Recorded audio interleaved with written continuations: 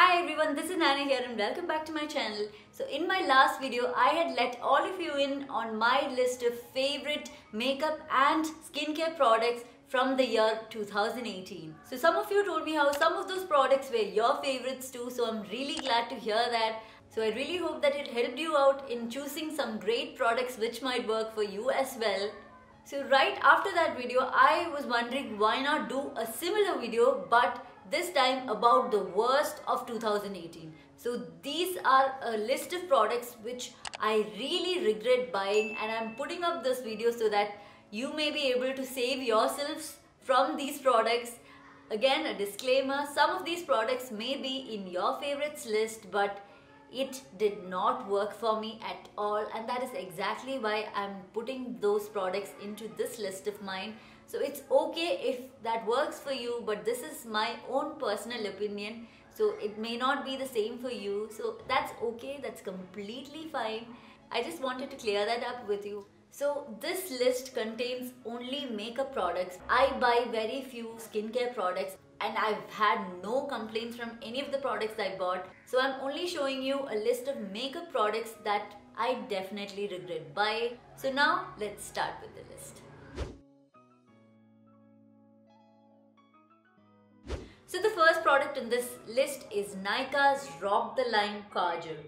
This was the first kajal that I bought after I switched to cruelty-free brands only, and this is around the same price range as iconic and colossal kajals, which are some of the most popular kajals.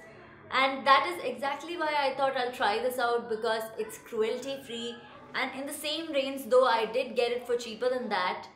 But such a disappointment, because this one is not even close to as dark as any of those kajals. Actually not dark at all, and also it smudges so badly, like crazy. So Nykaa has some of the blackest kajals but in a higher price range, so I did expect this to be similar to that, but nope, not at all. So if you do want to try out a kajal from Nykaa, I would say give this one a miss and maybe try out one of those in the higher price ranges.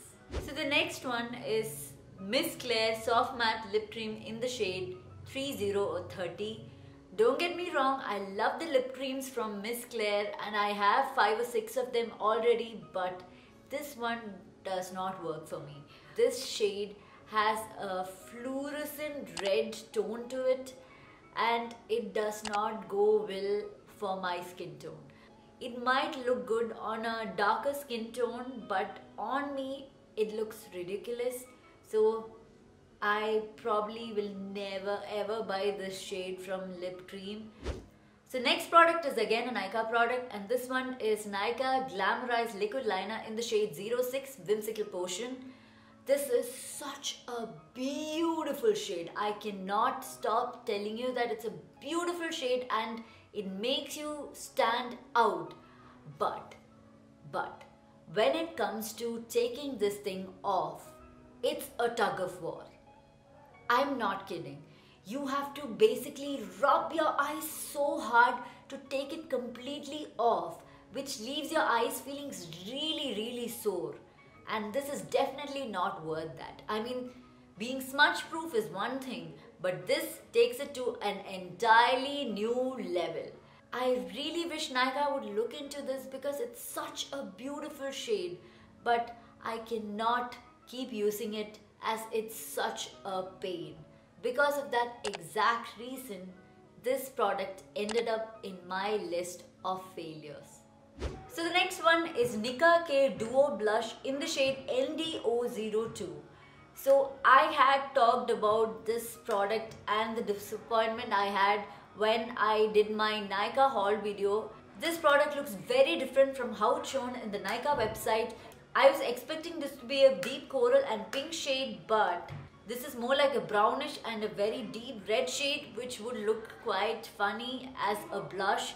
So I guess I could use this as an eyeshadow because it does have high pigmentation, so it would make a good eyeshadow maybe, but for a blush, nope, just no. So next is ADS Pro eyeshadow in the shade A8764. It's a blue shade. It was only because I needed this very urgently, and this was the only one I could find of this shade at that time. That is why I had to get this, and trust me, I would never ever buy any more products from this brand. If you just turn and look at the ingredients, you will be shocked by the number of harmful chemicals that is listed here. I know the products of this brand may be cheaper, and it's obviously for a reason that it is cheaper, because it is using extremely harmful products. Save up the cost of 2 of these to buy one of a much better brand. It really is not worth it. And when you talk about the pigmentation, that's a joke. Even if you apply it 4 or 5 times, it will disappear in like half an hour. So why would you spend any amount of money on this product when it is filled with chemicals? 2, it does not work for your makeup at all. I highly regret spending even the small amount of money on this product. So the next product is e.l.f. Matte for Matte eyeshadow palette in the shade Jewel Pop. I know most of you may never have heard of this brand. It's a US company, and it's not really sold in any Indian websites, but I got this from a Instagram page, and the reason I got this palette is for this variety of beautiful vibrant colors. Look at that, it looks like watercolor paint box, but it's such a beautiful collection of shades. But each of the shade turned out to be a disappointment because they're quite powdery and the color payoff is way less. You have to layer it numerous times to get the color that you can see in this palette. It does not stay for a long time either. So this brand has given me quite a bad first impression. As of now, I'm probably gonna stay away from eyeshadow palettes from this brand. So the final product is Wet n Wild Mega Glow Contour Stick in the shade Oaks on You. It's just too light to work as a contour on me and too dark to work as a concealer either. So this product just fails the purpose for me. It might work as a contour for somebody with really fair skin or as a concealer for a person with darker skin, but for me it is basically completely useless. So if you're somebody with a wheatish skin tone like me, I would suggest you not to get this one. So that's it for this video. Those were all the products which have gotten into my worst makeup products of 2018. I'm definitely not going to buy them ever again. But since I've already bought these products, I'm gonna try and use them in some way or the other, except for the ADS one, which I'm not going to let anywhere near my skin. There are so many alternatives for these products which are of the same price range also, so you could definitely go for the other ones and stay away from these.